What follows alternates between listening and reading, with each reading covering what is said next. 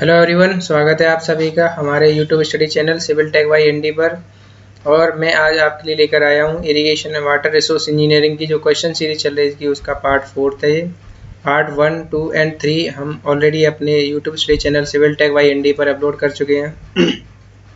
जिस किसी ने भी जो प्रीवियस पार्ट है वो नहीं देखे हैं तो आप चैनल की प्लेलिस्ट में जाकर, जहाँ से आप irrigation and water resource engineer की जब प्लेलिस्ट में जाएंगे तो वहाँ पर आपको पार्ट 1 से लेकर 3 तक 20 क्वेश्चन के साथ हमारे जो पार्ट्स हैं वो अवेलेबल रहेंगे। तो आप सभी से रिक्वेस्ट है कि जो भी इस चैनल पर नए लोग हैं वो कृपया चैनल को सब्सक्राइब करें, वीडियोस को लाइक करें। जो भी क्वेरीज हैं आप सभी की वो आप हमसे पुटअप कर सकते हैं कमेंट बॉक्स में, आप अपनी क्वेरीज हमसे पूछ सकते हैं। और हमारे चैनल को ज़्यादा से ज़्यादा लोगों में शेयर कीजिए, जिससे हमें आप सभी का सपोर्ट मिल सके और इसी तरह से हम कंटिन्यूसली जो है चैनल पर वर्क कर सकें। तो सिविल टेक बाई एनडी पर आज एक नई सीरीज़ में आप सभी का स्वागत है। चलिए क्वेश्चन सीरीज़ को स्टार्ट करते हैं। आज का पहला क्वेश्चन है आपका, wetted perimeter of a regime channel for a discharge of 64 cumec as per Lacey's theory is. यानी कि इसमें वेटेड पेरीमीटर के बारे में आपसे पूछा है। तो इन केस ऑफ लेसी, अगर लेसी डिज़ाइन थ्योरी आप यूज़ कर रहे हो तो उस केस में जो वेटेड पेरीमीटर होता है आपका वो आपका 4.75 स्क्वायर रूट ऑफ क्यू होता है। तब इसमें आप वैल्यू रख दोगे, क्यू की वैल्यू आपको 64 मीटर क्यूब पर सेकंड आपको दे रखी है, तो 64 आप इसमें रखोगे। 64 का स्क्वायर आपका स्क्वायर रूट ऑफ 64 8 होता है। 4.75 इंटू 8 जब आप करोगे तो जो निकल के आएगा वो आपका 38 मीटर आपका निकल के आएगा। तो ऑप्शन ए जो है इसके अकॉर्डिंग आपका करेक्ट होगा। नेक्स्ट क्वेश्चन है आपका, which canal structure use to remove surplus water from an irrigation channel into a natural drain. यानी कि कोई आपका इरिगेशन चैनल है या आपका कोई कैनाल है, उससे जो सरप्लस वाटर है यानी एक्सेस ऑफ वाटर, यानी एक्सेस वाटर को रिमूव करने के लिए हम क्या करते हैं, यानी एक्सेस वाटर को नेचुरल ड्रेन्स जो बनी रहती हैं, यानी साइड ड्रेन्स जो बनी रहती हैं, साइड में आपने देखा होगा कोई चैनल है उसके साइड्स में आप जो नेचुरल ड्रेन्स बनी रहती हैं बेसिकली, उनमें बेसिकली जो हमारा यूज़ किया जाता है वो हमारा कैनाल एस्केप के लिए यूज़ किया जाता है। कैनाल एस्केप क्या करता है, जो एक्सेस अमाउंट ऑफ वाटर होता है इन इरिगेशन चैनल उसको नेचुरल ड्रेन्स में क्या करता है, पहुंचा देता है। तो canal escape basically use for this. So option C is the correct answer of this question. Next question आपका, the sensitivity of a rigid module is. Sensitivity मैंने आपको बताया सेंसिटिविटी क्या होती है, change in discharge D Q upon Q, change in discharge upon change in water level यानी D Y upon Y. अगर आपका रिजिड मॉड्यूल है तो रिजिड मॉड्यूल में क्या होता है कि जो सराउंडिंग्स या उसकी सरफेस जो होती है वो आपकी रिजिड रहती है, यानी कंक्रीट सरफेस आपकी बनी रहती है, कंक्रीट से बेसिकली बनी रहती है, या आपकी टाइल्स ब्रिक टाइल्स की बनी होगी। तो उसमें क्या होगा कि चेंज डिस्चार्ज में कोई भी चेंज नहीं आएगा, क्योंकि नो लॉस की कंडीशन होगी, वाटर का कोई लॉस नहीं होगा। तो नो लॉस की कंडीशन में क्या होता है, जो डिस्चार्ज आप डिलीवर कर रहे हैं वही डिस्चार्ज आपका फ्लो होता रहेगा, उसमें कोई भी कमी नहीं आएगी। उसकी वजह से क्या होता है, वाटर लेवल भी आपका चेंज नहीं होगा। तो ये जो वैल्यू होगी डी क्यू अपॉन डी, ये आपका क्या होगा, जीरो हो जाएगी, यानी सेंसिटिविटी जो होगी रिजिड मॉड्यूल की वो आपकी क्या होगी, जीरो हो जाएगी। सो ऑप्शन बी जो है इसके अकॉर्डिंग आपका करेक्ट है। नेक्स्ट क्वेश्चन है आपका, which of the following is a flexible outlet. Flexible outlets में क्या होता है कि जो फ्लेक्सिबल गेट्स लगे रहते हैं उनसे हम क्या करते हैं, डिस्चार्ज को बढ़ा घटा सकते हैं। तो उस केस में जो फ्लेक्सिबल आउटलेट्स होता है वो आपका जो बेस्ट फ्लेक्सिबल आउटलेट है वो आपका किनेटिक गेज आउटलेट होता है, यानी किनेटिक गेज आउटलेट जो है बेसिकली फ्लेक्सिबल आउटलेट होता है बेस्ट टाइप का। सो ऑप्शन सी जो है वो आपका करेक्ट होगा। नेक्स्ट क्वेश्चन है आपका, which fall use as a meter fall, यानी मीटर फॉल के रूप में हम कौन सी फॉल यूज करते हैं। तो बेसिकली जो वर्टिकल ड्रॉप फाइल्स होती हैं, वर्टिकल ड्रॉप फाइल जो होती हैं, यानी कि जो कोई कैनाल है, कैनाल्स के साइड में क्या होता है, वर्टिकली ड्रॉप चैनल्स बनाते हैं, वर्टिकली ड्रॉप टाइप बनाते हैं। तो वो जो होती है वो क्या होती है, एज ए मीटरिंग फॉल जो हमारी यूज़ की जाती है एज ए मीटर, यानी उससे हम क्या करते हैं, डिस्चार्ज को मेजर भी कर सकते हैं। तो ऑप्शन ए जो है वो आपका करेक्ट होगा, वर्टिकल ड्रॉप टाइप फॉल जो होती है use as a meter fall. Next question है आपका, vertical drop fall is satisfactory for a height up to, यानी कि अगर वर्टिकल ड्रॉप फॉल है, यानी वर्टिकल ड्रॉप फॉल है तो कितनी हाइट तक बेसिकली जो है सेटिस्फैक्टरी हाइट तक हमारी यूजेबल होती है। तो वर्टिकल ड्रॉप टाइप जो फॉल होगी वो बेसिकली 1 to 1.5 मीटर हाइट तक हमारी यूजेबल होती है, यानी सेटिस्फैक्टरी वर्क करती है इतनी हाइट तक। तो इसके अकॉर्डिंग ऑप्शन ये एक जो है वो आपका करेक्ट है 1.5 मीटर। नेक्स्ट क्वेश्चन है आपका which canal outlets maintain a constant discharge, यानी कोई कौन सा एक कैनाल आउटलेट्स है जिसमें क्या होता है डिस्चार्ज जो आपका कांस्टेंट रहेगा। तो मैंने आपको बताया जो रिजिड मॉड्यूल होते हैं या रिजिड मॉड्यूलर आउटलेट्स होते हैं रिजिड, उनमें क्या होता है कि जो सरफेस होती है उसकी वो आपकी रिजिड रहती है, यानी कंक्रीट की सरफेस हम बनाते हैं, कंक्रीट की बेसिकली सरफेस बनाते हैं, या हम कभी कभी इसमें क्या करते हैं ब्रिक टाइल्स की हम यूज़ करते हैं। तो उस केस में क्या होता है नो लॉस की कंडीशन होती है, यानी जो डिस्चार्ज होता है वो कांस्टेंट रहता है, और जो वाटर लेवल रहता है वो भी आपका कांस्टेंट रहता है। तो dy/d ये आपका 0 कांस्टेंट रहेगा, और चेंज इन डिस्चार्ज भी आपका क्या रहता है कांस्टेंट रहता है। तो यानी ये कांस्टेंट डिस्चार्ज मेंटेन करने के लिए हमें कौन सा आउटलेट चाहिए, रिजिड मॉड्यूल आउटलेट चाहिए। सो ऑप्शन सी जो है वो आपका करेक्ट है। नेक्स्ट क्वेश्चन है आपका drainage water intercepting the canal can be dispose of by passing the canal below the drainage in. First option है आपका एक्विडक्ट एंड सुपर पासेस में, या ऑप्शन बी है आपका एक्विडक्ट एंड सिम्फोन एक्विडक्ट, या ऑप्शन सी है आपका सुपर पासेस एंड कैनाल सिम्फोन में, या ऑप्शन डी है आपका लेवल क्रॉसिंग में। बेसिकली होता क्या है जब ड्रेन आपकी इंटरसेप्ट कर रही हो कैनाल को, यानी ड्रेन आपकी ऊपर है और कैनाल आपका क्या है बिलो है, ये क्या कर रही है कैनाल को इंटरसेप्ट कर रही है। तो इस केस में क्या होता है हम जो बेसिकली जो हम सिम्फोन प्रोवाइड कराते हैं, यानी कि पासिंग चैनल जो प्रोवाइड कराते हैं कैनाल सिम्फोन प्रोवाइड कराते हैं। अगर आपकी ड्रेन अपर डायरेक्शन अप है और कैनाल आपका क्या है बिलो है, यानी वो ड्रेन जो है इंटरसेप्ट कर रही है कैनाल में, तो उस केस में क्या करते हैं हम जो कैनाल सिम्फोन होते हैं वो बेसिकली यूज़ करते हैं।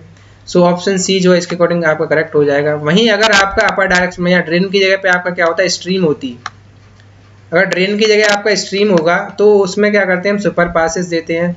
अगर यहाँ पे अगर ड्रेन है और नीचे आपका कैनाल है तो उस केस में आपका कैनाल सिम्फोन दिया जाता है। वहीं अगर आपका जो कैनाल आपका ऊपर होता और ड्रेन्स आपकी बिलो होती, ये सपोज आपकी ड्रेन है और यहाँ पे क्या होता है यहाँ पे आपका कोई कैनाल है अपर डायरेक्शन में, यानी कैनाल इंटरसेप्ट कर रहा है ड्रेनेज को। अगर कैनाल आपका ड्रेन को इंटरसेप्ट करेगा तो उस केस में जो चैनल हम प्रोवाइड कराते हैं डिस्पोज करने के लिए वाटर को, वो आपका क्या होता है एक्विडक्ट होता है। क्या होता है आपका एक्विडक्ट होता है।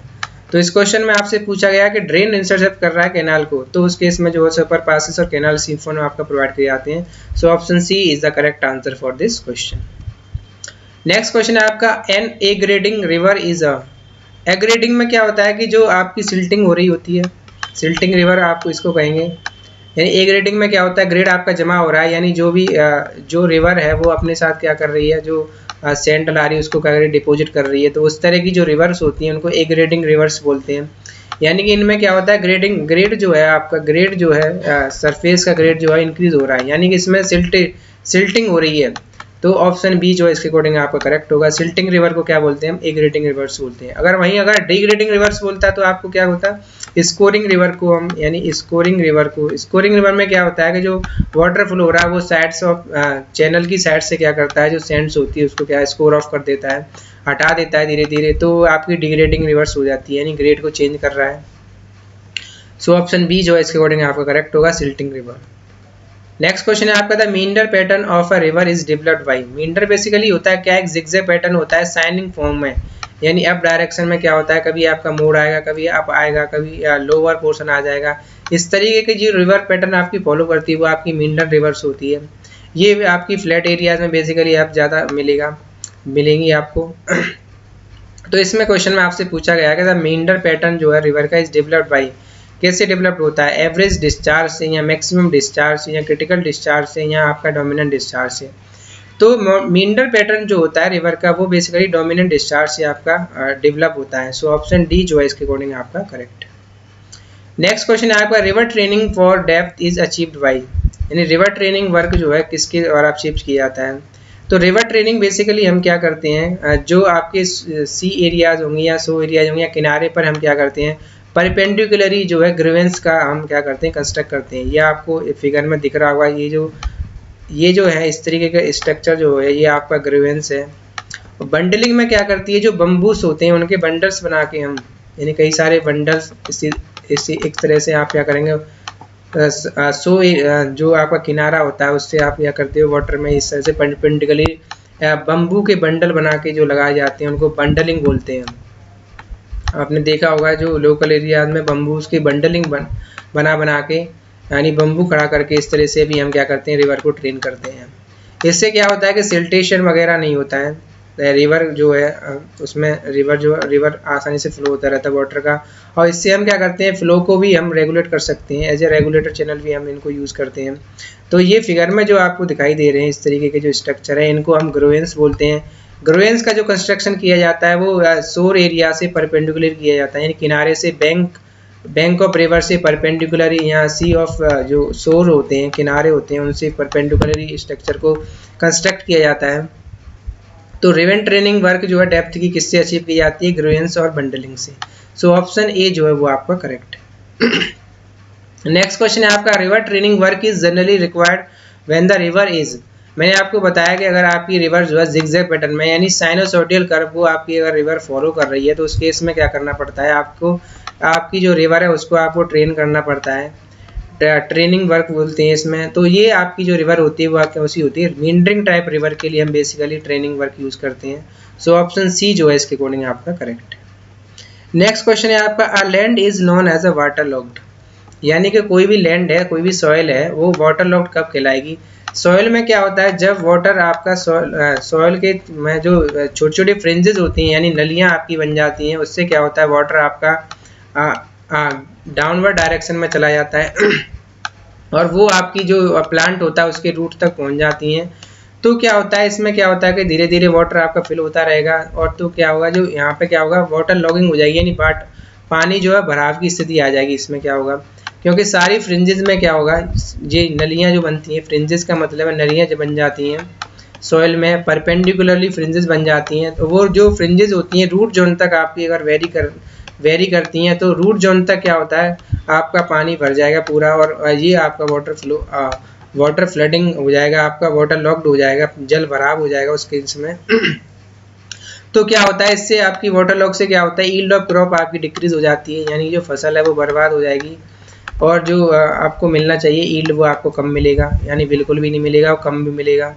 सो ऑप्शन ए जो है इसके अकॉर्डिंग आपका करेक्ट होगा, यानी कैपिलरी फ्रिंजेस जो होती हैं यानी कैपिलरी नलियाँ जो होती हैं छोटी छोटी नलियाँ वो क्या होती हैं रूट जोन जो प्लांट का रूट जोन है उसको तक पहुंच जाती हैं, तो उस केस को हम क्या कहते हैं वाटर लॉक्ड बोलते हैं।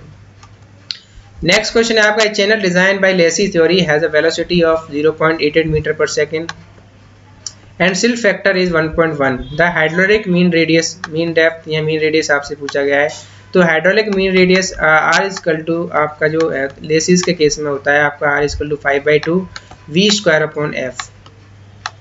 This is use in Lacey's theory, यानी जब हम चैनल को डिजाइन करते हैं according to the Lacey theory तो हाइड्रोलिक मीन रेडियस का जो फॉर्मूला होता है R is equal to 5/2 v square upon F होता है। तो इसमें आपसे हाइड्रोलिक पूछी गई है 2.5 ये हो जाएगा।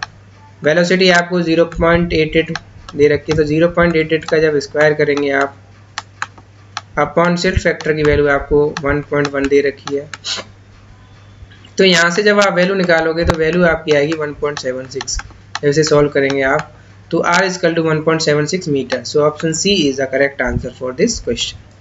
नेक्स्ट क्वेश्चन है आपका, in Lacey's regime channel first option है आपका the bed slope is a function of the fully supply discharge and the silt size. Option B है आपका द बेड्स लोड इज 0, या ऑप्शन सी है आपका the suspended load is 0, या option D आपका all the above. Basically, bed load of in case of Regaim channel S is equal to F power 5/3 upon में 3340 Q per power 1/6. This is the formula for bed slope of the channel in case of Lacy's theory. While channel is Regaim. Regaim channel आपका क्या होता है जब no scoring और no silting, no scoring और no silting की जब आपकी कंडीशन होगी, नो सिल्टिंग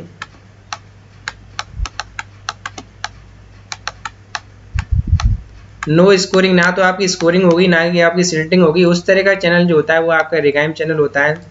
तो इस केस में हम फॉर्मूला जो यूज करते हैं बेड स्लोप के लिए, तो बेड स्लोप आपका किसका फंक्शन हो गया, आपका ये आपका सिल्ट साइज का भी फंक्शन हो गया, यानी सिल्ट फैक्टर का फंक्शन हो गया और डिस्चार्ज का भी फंक्शन हो गया। तो ऑप्शन ए में दे रखा है कि the bed slope is a function of fully supply discharge and silt size. So option A जो है वो आपका करेक्ट होगा। नेक्स्ट क्वेश्चन है आपका, as per Lacey's theory channel in regime are. मैंने आपको बताया कि रिगाइम चैनल कब होता है, जब नो स्कोरिंग और नो सिल्टिंग की कंडीशन होगी, यानी ना तो आपका स्कोरिंग होगा ना ही आपका सिल्टिंग होगा। इस केस में क्या होगा, जो डिस्चार्ज होगा वो कांस्टेंट रहेगा। सिल्ट ग्रेड और सिल्ट कॉन्सेक्शन ये भी कांस्टेंट रहेगा, यानी सिल्ट ग्रेड जैसा है वैसा ही रहेगा, क्योंकि स्कोरिंग वो ना तो स्कोरिंग हो रही ना सिल्टिंग हो रही है, तो ग्रेड जैसा है वैसा ही रहेगा, यानी कांस्टेंट ग्रेड आपका रहेगा।